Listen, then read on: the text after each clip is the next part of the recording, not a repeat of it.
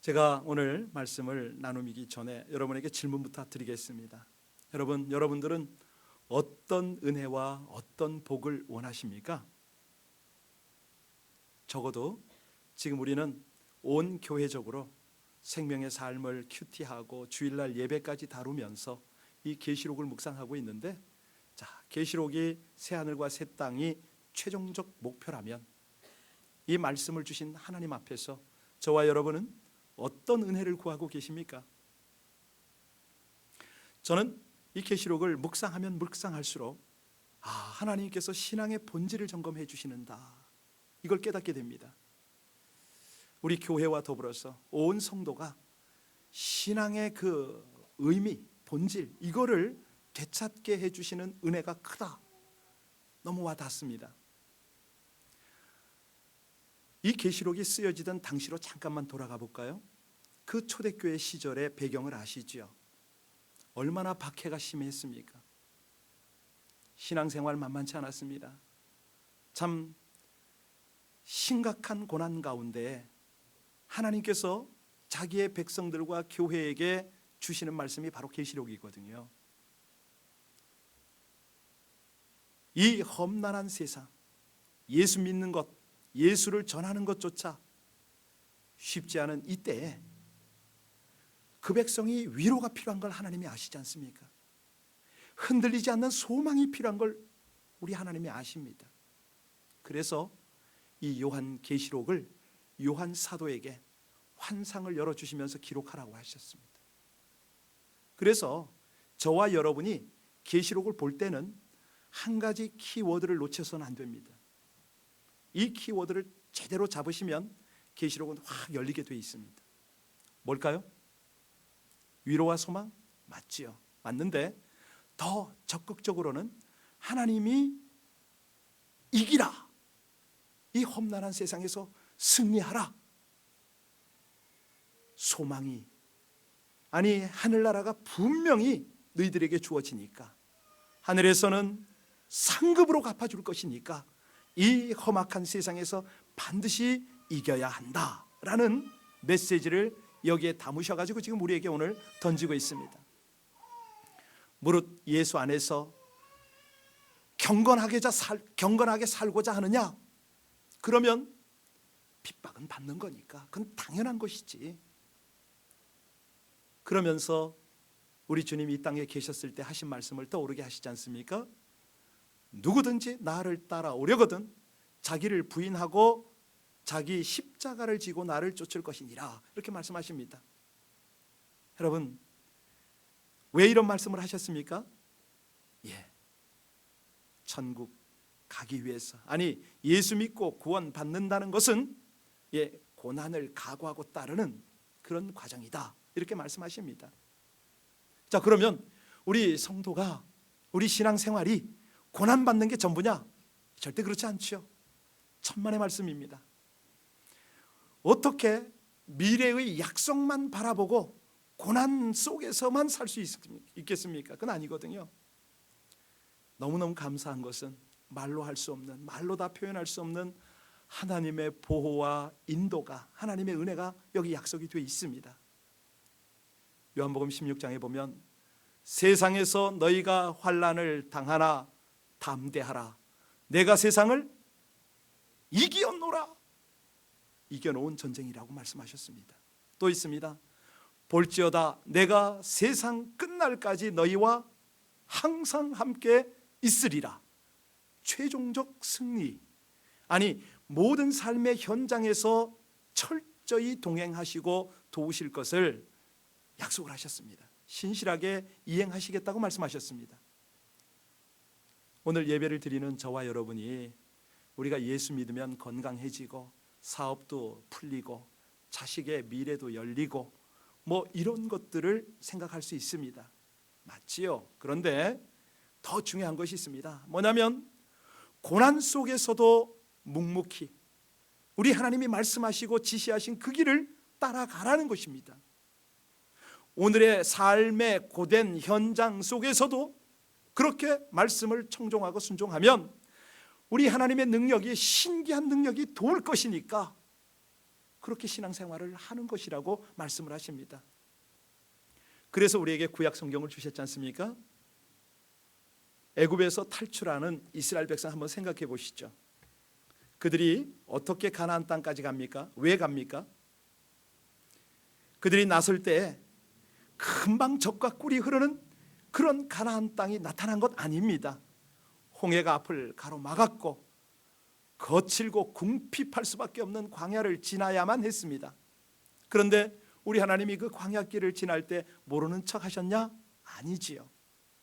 홍해가 막혔을 때는 바다를 갈라 길을 열어주셨고, 양식이 떨어지는 날부터는 만나라는 신기한 양식을 내려주셨고, 가나안의 곡식을 거둘 때까지, 그곳에 가서 곡식을 거둘 때까지 한 끼도 굶지 않도록 책임져 주셨던 거 아닙니까? 고기 먹고 싶을 때는 메추라기 주셨으며, 목마를 때는 반석을 깨뜨려서 물을 마시게 해 주셨습니다. 단 한 명의 백성이 굶거나 또 목마르지 않았다. 이것이 출애굽 과정에 하나님의 은혜고 동행이고 또 기록입니다.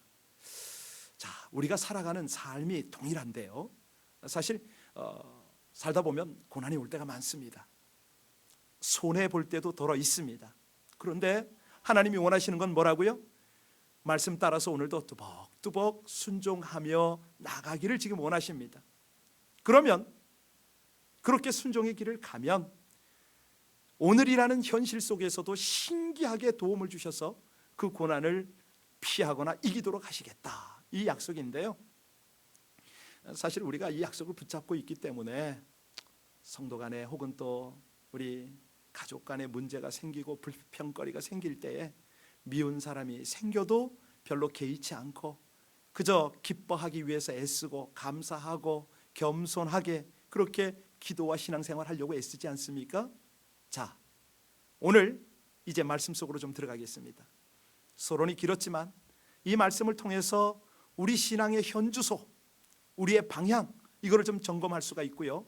나아가서 현재 이 고통을, 이 어려움을 어떻게 극복하고 나갈 것인가, 나를 대적하고 있는 모든 세력들을 어떻게 대처할 것인가, 이것을 찾을 것입니다. 이 계시록 11장까지 여러분이 쭉 묵상을 하신 분이 계실 텐데요, 다 설명할 수는 없고 오늘 본론으로 들어가면 여기 5번째 천사가 나팔을 분 후에 계시가 쫙 열리는 게 보입니다. 어떤 계시냐? 하나님께서 성전을 보여주시면서 그 제단과 출입하는 자를 측량하고 계수하라, 이렇게 말씀하세요. 그런데 여기 이해가 안 가는 부분이 나옵니다. 성전들은 이방인들에게 짓밟히도록 42개월 동안 방치하는 것. 그런데 또 이어서 두 증인에게 권세를 주어서 증언하게 하시는 장면, 그리고 이 두 증인이 죽는 장면, 순교를 합니다. 이해가 쉽지 않은 이런 내용들을 하나님이 보여주십니다. 기록하라고 그러고 우리에게 묵상하라고 그러십니다.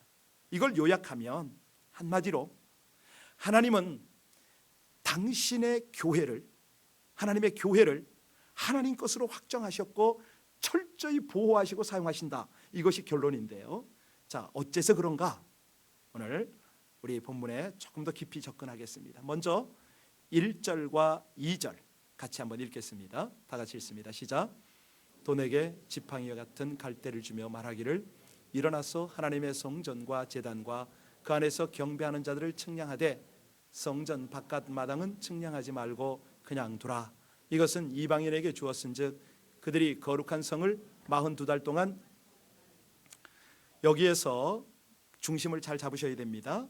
뭘 의미하는가? 먼저는요, 이 보호와 고난이라는 그 두 가지 방법으로 하나님의 백성을 관리하시는 우리 하나님의 관리법, 이거를 좀 이해하고 들어가셔야 됩니다. 만약에 방금 전에 나누었던 대로 광야에서도 보호하시는 하나님, 이 보호만을 허락하신다면, 우리에게 고난을 주시지 않는다면 사실은 인간들은요 기고만장할 확률이 높습니다. 아니, 하나님을 영영 잊어버리거나 떠나버릴 위험이 있습니다. 그래서 우리가 주의할 것이 뭐냐면 이 악한 세력이 성도와 교회를 무너뜨리기 위해서 접근할 때 이거를 잘 분별해야 되는 것이죠. 가령 세속주의나 배금주의나 신비주의 이런 것들로 사단이 교묘하게 접근을 합니다. 이 시대를 돌아보면요, 우리가 알듯이 교계의 거물들이 물질 때문에, 이성 때문에, 명예 때문에 얼마나 쉽게 무너집니까? 전모 목사, 김모 목사, 미주는 안 그렇습니까? 여러 목사, 여러 교회들이 아주 이 세상 세력, 사단의 세력에 휘둘려서 얼마나 어려움을 겪고 있는지 모릅니다. 왜요? 종말이 가까우니까. 종말이 가까울수록 세상은 더욱 교회를, 성도를 오해하고 불신해버립니다. 사단이 자꾸 그렇게 공격해서 넘어지게 하니까. 여러분, 이 중요한 메시지가 뭐냐면 오늘은 이런 세상에 살지만은 절대로 하나님의 성도와 교회가 위축이 되거나 낙심해서는 안 된다. 포기하지 말라. 이기라. 이 메시지인데요, 지금 여러분이 1절과 2절을 읽으면서 측량하게 하시는 하나님의 의도를 읽으셨습니까?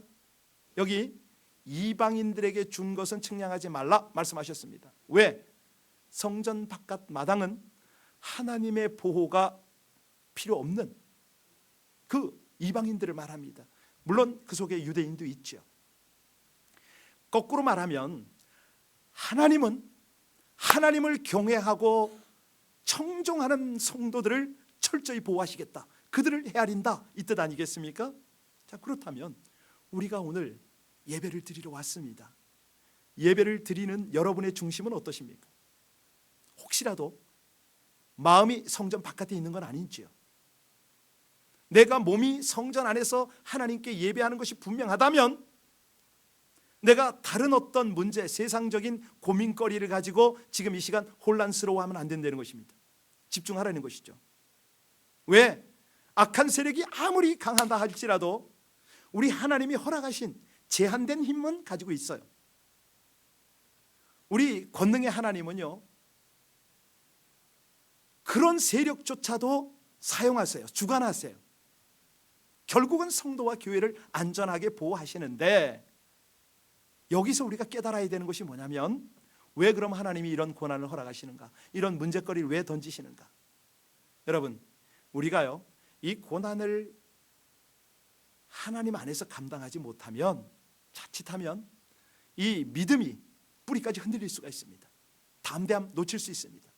소망 잃어버릴 수가 있습니다. 그래서 하나님께서 우리를 향해서 사명을 감당하면서 자신도 부패하지 않도록 이 고난과 보호의 과정을 함께 겪어라, 이렇게 말씀하시는 거죠. 자, 이제 저는 오늘 1절, 2절을 가지고 교회를 너무 부각을 시켰습니다. 왜 교회를 이렇게 강조하느냐? 3절, 4절을 읽으면 우리가 깨닫게 됩니다. 우리 3절, 4절 같이 함께 읽겠습니다. 시작. 내가 나의 두 증인에게 권세를 주리니 굵은 베옷을 입고 1100 그들은 이 땅에 주 앞에 서 있는 두 감람나무와 두 촛대니. 자, 여기서 여러분들은 3절의 두 증인이라는 그 어디를 읽었고, 이제 4절에 보니까 두 감람나무와 두 촛대를 보셨습니다. 이 내용을 가지고 수많은 사람들이 내가 감람나무다, 내가 증인이다, 이렇게들 이야기를 합니다. 여러분, 왜 그렇습니까? 성경을 이해를 못하니까, 바르게 못 봐서 그렇죠. 오늘 예배 전에 두 분이 나오셔서 계시록을 잘 알 수 있는 방법은 구약을 꿰뚫으면 계시록이 열립니다, 이렇게 고백을 해주셔서 얼마나 기뻤는지 몰라요. 바로 그거. 성경에서 해석이 되어야 합니다. 여기 제가 아는 전도사님 한 분도 자기가 두 증인이라고 자꾸 얘기를 하시는데, 아니에요. 여기 잘 깨달아야 되는데요. 여러분, 구약을 잠깐만 갔다 오겠습니다. 구약 성경 율법에 의하면 누군가를 고소할 때 증인이 필요하지 않습니까? 그때 증인이 몇 명 이상 필요하죠? 2명 이상 필요해요. 자, 오늘 여기 3절에서 두 증인이라고 하는데 그가 입은 옷이 중요합니다. 어떤 옷을 입었습니까? 네, 배옷입니다. 굵은 배옷입니다. 여러분, 굵은 배옷을 어떨 때 입습니까? 회개할 때. 지금 여기 두 증인은 굵은 배옷을 입고 예언을 하는데 한마디로 회개를 촉구하고 있습니다. 여기서 우리가 앞부분에 읽었던 14만 4천에 대한 해석의 단초가 제공이 되고 있는데 뭐냐면요, 이 두 증인은 유대인들을 포함한 당시 이방인들에게 복음을 전한 신실한 증인들, 이렇게 이해하시면 됩니다. 14만 4천도 이 속에 있죠. 다 포함이 되죠. 아니, 초대교회로 볼 수 있습니다. 왜 그러냐고요? 여기 4절에 보니까 두 감람나무와 두 촛대, 이것이 열쇠입니다. 이 두 감람나무, 이 감람나무의 열매는 어디에 있습니까? 뭐 치료제도로 쓰지만은 등을 밝히는 기름으로도 쓰지 않습니까? 바로 그거예요. 성령께서 기름 부으시는 성도와 공동체, 이렇게 이해하시면 됩니다. 왜? 두 촛대가 바로 그거니까. 여러분, 계시록 2장 3장에 나오는 7교회, 그 7교회를 어떻게 표현했죠? 7 촛대라고 그랬잖아요. 7 촛대 사이에 예수님이 운행하시는 거예요. 자, 그래서 여기 보면은 이 혼탁한 사회에, 이 세대에 불을 밝히고 있는 교회가 회개를 촉구하고 구원을 선포한다, 이렇게 이해하면은 오늘 본문에서는 벗어나질 않습니다. 정확하게 해석을 합니다. 해석이 된 거예요. 자, 여기 한마디로 하나님께서는 몸된 교회를 세우시고 교회를 통해서 일하신다는 것입니다. 이제 물론 이제 이 배경이 치열한 영적 전쟁인데요, 복음을 전하고 하나님의 구원을 선포할 때 이 세력, 대치하는 대적과는 피할 수 없는 한판 전쟁을 해야 됩니다. 여러분, 금세기 우리 이민사회 안에서 아주 그냥 그 기가 막힌 사건 벌어진 거 아세요? 돌아오는 화요일입니다. 11일에 있을 다민족 연합기도회가 오래전문에 장소가, 작년부터 했었습니다. 장소가 정해졌어요. 그 애나하임 쪽에 거기 혼다 센터에서 연합기도회를 하기로 돼 있었어요. 그런데 여기가 2, 3일 전에 갑자기 통보가 온 거예요. 장소 사용 못한다고. 이게 웬일입니까? 미국 사회에서 있을 수가 없는 일인데, 그러나 이런 악한 세력의 방해에도 불구하고 미국을 살리고 영적 부흥을 일으키겠다, 이 불타는 심장을 멈추게 할 수는 없죠. 급하게 지금 어디로 장소를 바꿨습니까? 얼바인에 있는 버라이전 센터로 장소를 정하고 그 시간에 그대로 진행을 합니다. 여러분, 이것이 무슨 얘기냐면 교회가, 하나님의 사람이 하나님의 역사들을 수종들어도 고난은 필수적이라는 것입니다. 근데 중요한 것이 뭐냐면 두려워하고 타협하지 말아라는 것이죠. 왜? 하나님은 교회에 권세를 주셨기 때문에, 하나님의 은혜를 거기 부으시기 때문에. 지금 이것이요, 이제 당시로 잠깐만 돌아가 보겠습니다. 그 당시에, 그러니까 이 요한계시록이 쓰여지고 요한 사도가 반모섬에 유배를 갔을 그 당시에는 로마 제국 시대 아닙니까? 큰 도시마다 로마 황제의 신상이 거대하게 서 있었고요. 누구나 그 앞에 절을 하고 경배를 했어야만 했습니다. 그에 비하면 우리 예수님의 모습은 어땠습니까? 연약합니다. 뭐 좀 험한 표현으로는 거지 같은 그런 모습의 분이었습니다. 자, 그분을 황제보다 높은, 황제를 통치하는 살아계신 하나님으로 알고 따르는 고백, 이거 쉬웠을까요? 만약 우리가 그 시대 살았으면 그렇게 했을 수 있을까요? 쉽지 않습니다. 그래서 우리는 얼마나 큰 은혜 속에 있는 거 아닙니까? 그 당시 그렇게 살았던 사람도 은혜 속에서 그런 고백을 했고, 오늘을 우리가 살아가는 우리도 똑같은 은혜 속에서 하나님을 섬기고 있습니다. 눈에 보이는 이 땅의 화려함과 거대함의 저 뒤편에서 이 역사를 이끌어 가시는 보이지 않는 손, 그것을 인정하고 고백할 수 있다는 거, 이건 굉장한 은혜인데요, 여기 은혜를 입은 교회, 이 두 증인들이 행하는 이적을 한번 보실까요? 이들이 엘리야와 모세처럼 하나님을 대적하는 세상을 향해서 너희들은 심판을 당할 수밖에 없다, 하나님의 복음밖에는 없다, 이거를 담대하게 선포하고 있습니다. 우리 6절 같이 한번 읽겠습니다. 자, 6절 같이 읽습니다. 시작. 그들이 권능을 가지고 하늘을 닫아 그 예언하는 날 동안 비가 오지 못하게 하고, 또 권능을 가지고 물을 피로 변하게 하고, 아무 때든지 원하는 대로 여러 가지 재앙으로 땅을 치리로다. 7절도 여러분 눈으로 보시기 바랍니다. 이 두 증인이요, 이 사역을 하는데, 와, 여기 보니까 결국은 7절 마지막 부분에 어떻게 됩니까? 짐승에게 죽임을 당합니다. 이 짐승이 누구냐? 당시 사단의 지시를 받고 이 로마 제국과 유대인들을 움직이는 그들이죠, 말하자면. 그런데 여기서 우리가 놓치지 말고 깨달아야 될 것이 있으니, 그게 뭐냐면요, 순교입니다. 그렇게 담대하게 선포를 했는데 하나님께서 이 증인들을 살리고 교회를 회복시키고 세상이 보란듯이 그렇게 하는 것이 아니라 죽임당하도록 버려둔다는 거예요. 이게 웬일입니까? 여기서요, 우리가 하나 분명히 알아야 될 것은 뭐냐면 죽임을 당하는 시점입니다. 이 시점을 잘 보셔야 되는데요, 사명이 맞춰지니까 죽습니다. 순교를 당하는 거죠. 그래서 아주 리빙스턴 같은 사람은요, 이 원리, 이 진리를 깨달아 가지고 뭐라고 그러냐면, 사명이 있는 자는 죽지 않는다. 여러분, 그렇습니다. 여러분, 두려워하지 마세요. 우리가요, 세상에서 하나님의 사명을 감당하려고 하면 절대 죽을 수 없습니다. 예, 하나님이 그가 사명을 감당할 때까지는 책임을 지신다는 거예요. 그런데 더 귀한 것이 뭐냐면, 이 사명을 감당하고 죽임을 당한 다음이 귀합니다. 그 다음에 어찌 됩니까? 예, 부활하지 않습니까? 8절부터 계속 보세요.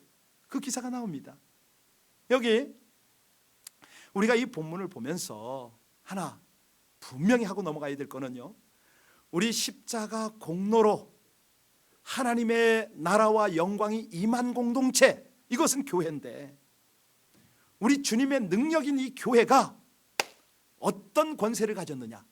세상의 회개, 이거를 선포할 수 있는 그런 권세를 가지고 있다는 거죠. 복음을 선포할 수 있는 그런 권세를 가졌습니다.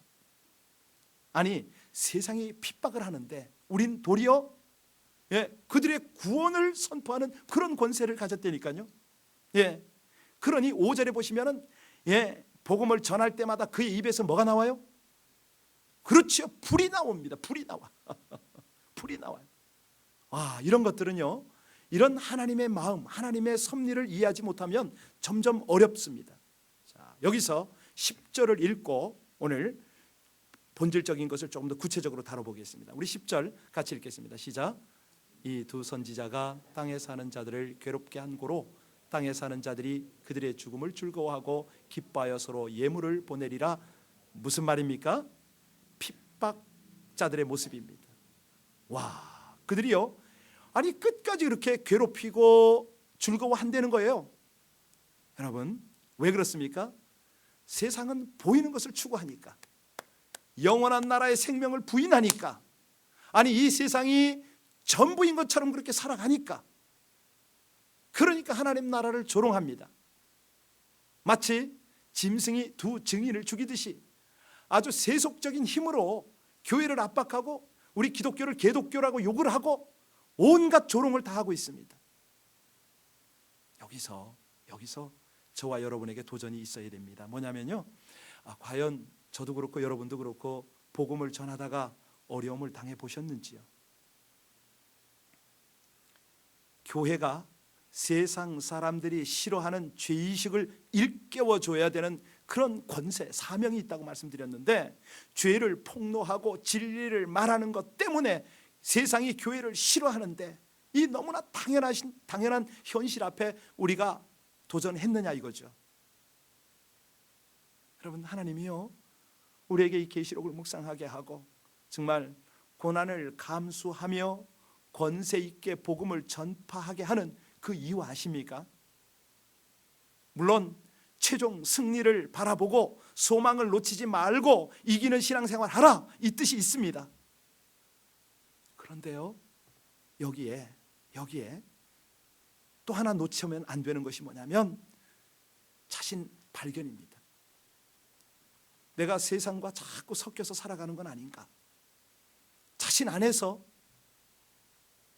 제거해야 될 것, 아니 내가 신자로서 우리 교회 공동체로서 지켜내야 할 것, 이거를 하나님이 조명하고 계십니다. 부활절날 많이 쓰는 꽃이 어떤 꽃입니까? 백합이죠. 백합향, 아주 진하지 않습니까? 아름다운 향을 발하지만 이 백합이 썩으면 어떤지 아세요? 아주 심한 악취가 납니다. 자, 이런 현상, 그리스도를 배반하고 돌아서면요, 이런 악취가 나는데, 독일 사회주의자 그 유명한 칼 막스가 한때는요 신학생이었다는 사실 아십니까? 그렇습니다. 이렇게 세상이 돌아가요. 그래서 교회에 악 영향을 끼치는 사람이 어떤 사람이냐? 불신자들이 아닙니다. 오히려 자신이 크리스천이라고 말하는 사람, 내가 그리스도인입니다 라고 하면서 그렇게 살지 못하는 그리스도인들, 마음 아픈 거죠. 여러분, 계시록이요, 이렇게 알지 못하는 자들에게는 기가 막힌 표현으로 나타나고 믿는 자들에게조차 두렵게 나타나는 이유가 뭔지 이제 아셔야 됩니다. 이렇게 하나님이 글을 써서 우리에게 읽게 하셨습니다. 한마디로 말하면 우리가 본질 아닌 것에 마음을 빼앗기면 안 된다, 이것입니다. 사람을 자꾸 의식하고 바라보느라고 주님을 외면하면 안 된다고 말씀하십니다. 아니, 맡겨진 일에는 충실해야죠. 그런데 사람을 자꾸 미워하고 교회나 공동체를 원망하는 마음을 품는다, 이거는 아니라고 말씀하십니다. 여러분, 우리가 교회 오는 이유가 뭡니까? 하나님께 예배드립니다. 하나님의 뜻을 알아갑니다. 하나님을 경험하고 하나님을 깊이 친밀하게 교제합니다. 그래서 주님을 닮아가는 것이죠. 다시 말하면 우리가 돌아갈 영원한 천국에서의 삶을 여기서 준비하는 거 아니겠습니까? 그걸 위해서 우리는 신앙생활 하는 겁니다. 그런데 교회 와도 집중이 안 되고, 항상 예배를 드려도 감사가 안 나오고, 교회 일에만 분주합니다. 사람 눈만 의식합니다. 이건 뭐죠? 본질을 잃어버렸습니다. 이건 아닙니다. 이런 모습을 보고 우리는 탈선이다, 이렇게 말할 수가 있는데요, 사실은 우리 주변에 탈선한 그런 성도가 있습니다. 탈선한 목사가 있는 듯이 성도도 그런 분이 있습니다. 자, 그러면 왜 그런 모습을 우리가 볼까요? 한마디로 자신을 점검하려는 것이죠. 미끄러진 김에 쉬어간다, 이런 말이 있잖아요. 그런 모습을 보면서 어려움을 만날 때마다 고난을 피하지 말고 자신을 점검하는 것이죠. 여러분, 우리가요 오늘 말씀을 통해서 하나 정말 우리의 생각, 우리의 행동, 이것이 점검이 되어져야겠는데요. 자, 12절 말씀을 보십시오. 그렇게 점검을 잘하고 견뎌낸 사람에게 하나님이 무엇을 주십니까? 12절 시작. 하늘로부터 큰 음성이 있어 이리로 올라오라 함을 그들이 듣고 구름을 타고 하늘로 올라가니 그들의 원수들도, 그렇지요, 원수와 대적들이 보는 앞에서 하나님이 영광을 입혀버립니다. 이게 교회의 영광이죠. 원수의 공격이 강할수록 하나님은 우리에게 반드시 영생을 보장하시고 하늘의 영광을 보장하시는 것입니다. 그래서 우리가 대적들의 핍박에 놀라거나 두려워할 필요가 없습니다. 우리가 당하는 환난, 우리 주님이 더 많이 당하셨죠. 세상이 우리를 미워하는 거, 우리 주님께서 더 많이 미움을 당하셨어요. 자, 그러면 여기서 중요한 것이 있습니다. 우리가 이렇게 주님 말씀대로 지키고 살려다가 핍박받거나 고난을 받을 때 어떻게 이겨낼 수 있느냐? 하늘 날아가면 끝나지만 이 땅에서 이겨내야 되는데 어떻게 이깁니까? 하나님이 그래서 오늘 두 감람나무와 두 촛대를 강조를 하셨는데, 교회라고 말씀드렸죠. 이 교회의 힘은요 조직력이나 자금력이 아닙니다. 오늘 두 촛대, 두 감람나무 이렇게 강조하신 이유가 뭐냐면, 여기서 강조하는 것은요 고난과 죽음 앞에서 굴복하지 않는 믿음과 영적인 힘을 지금 강조하고 계신 겁니다. 아무리 보잘것없어 보이는 교회라 할지라도 말씀 붙잡고 성령의 은혜를 구하면 세상이 감당할 수 없는 그런 영향력 있는 공동체로 하나님이 세우시겠다는 것이죠. 자, 여러분, 이렇게 고난과 보호와 이 과정을 계속 반복해서 우리를 이끌어 가시는 하나님의 의도를 아시겠죠? 뭐냐면 한마디로 하나님이 우리를 그렇게 다루시는 중심이 뭐냐면 우리 영혼을 잘되게 하는 것입니다. 욥에게 그렇게 이루셨던 것처럼 우리가 정금 같은 신앙이 되어서 하나님 앞에 나오기를 원하시는 거죠. 물론 고난도 감당할 만큼만 허락하십니다. 사람이 감당할 시험 밖에는 너희에게 당한 것이 없나니 너희가 감당 못할 시험 당함을 허락치 아니하시고 시험 당할 즈음에는 또한 피할 길을 내사 너희로 능히 감당하게 하시느니라. 성도에게요, 교회에게요, 고난도 주시고 역경도 주시고 실패도 주십니다. 그런데 이런 일을 허락하실 때 하나님의 중심은 뭐라고요? 그 문제를 깨닫고 거기서 문제점을 찾고 깨닫고 신앙을 바로 세워서 영혼이 잘 되는 것이 하나님의 목적이라니까. 이거 사랑하는 자여, 내 영혼이 잘된 같이 내가 범사에 잘되고 강건하기를 간구하노라. 하나님이 우리 영혼을 다루신다는 말씀 아닙니까? 예, 영혼이 잘되지 않은 상황에서 다른 복을 주시지 않습니다. 영혼이 바닥인 상태에서 다른 것이 잘 되면은 그게 우리에게 복이 될 수가 없기 때문이죠. 자, 오늘 결론을 내겠습니다. 중요한 것은요, 하나님께서 이 교회를 어떻게 다루시느냐 이겁니다. 사실 개인적으로는 우리가 교회가 될 수가 있고 두셋이 모여도 교회 아닙니까? 사실은 감사한 것이요, 우리 젊은 청년들이 모일 때마다 함께 주 안에서 교제하고 헤어지면서 서로 손붙잡고 기도하고 헤어지는 모습을 보면 그렇게 감사할 수가 없습니다. 세상 이야기하다가 그저 그냥 히히덕거리고 헤어지는 그 모습 보면은 뭐 별로 이렇게 그 감흥이 없죠. 성도님들 중에서도 그런 분들이 계시더라고요. 너무 귀하게 보입니다. 우리 주님께서는요, 그런 말씀을 하십니다. 내가 반석 위에 내 교회를 세우리니 음부의 권세가 이기지 못하리라. 여러분, 이거 중요한 원리를 깨달으셔야 됩니다. 하나님이 교회를 세울 때 어디에다 세우셨다고요? 어떤 반석입니까? 베드로죠. 베드로가 뭐라고 고백을 했길래 반석이라고 말씀하셨습니까? 주는 그리스도요. 예, 우리가 모여서 바로 그 고백을 하면 그게 곧 교회입니다. 반석이에요. 아름다운 반석 위에 하나님이 권세를 주시는데 그 교회의 권세가 뭐라고요? 음부의 권세가 이기지 못하리니. 여러분, 이 권세는요, 음부도 권세가 있어요. 지옥도 권세가 있고요, 교회도 권세가 있습니다. 음부의 권세는 교회를 권세를 이기질 못하죠. 여러분, 여기서 오늘 중요한 우리가 도전을 하나 받고 마무리를 해야 될 텐데요. 한번 생각해 보세요. 음부, 사단의 졸개들, 여기서 쏟아져 나오는 군대들이 함성을 지르면서 교회라는 이 성을 공격을 합니다. 엄청나게 공격을 하죠. 그랬더니 교회가, 성도가 이 음부의 권세 앞에 흔들거립니다. 막 위험해 보여요. 오래 지속이 되니까 교회가 넘어질 것 같은데 끝까지 버팁니다. 공격이 거세지는데도 지속을 하고 신기하게 잘 버텨요. 왜요? 여러분이 아시는 대로 교회를 예수님이 꽉 붙들고 계시니까. 여러분, 지난 2000년 동안 교회가 너무 잘 버텨왔다고 생각하지 않습니까?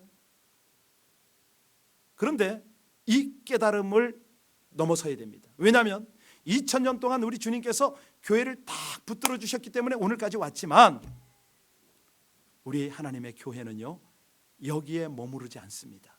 뭐냐면 우리 하나님이 디자인한 교회는 소극적으로 수비적이고 무력해 보이는 그런 교회가 아닙니다.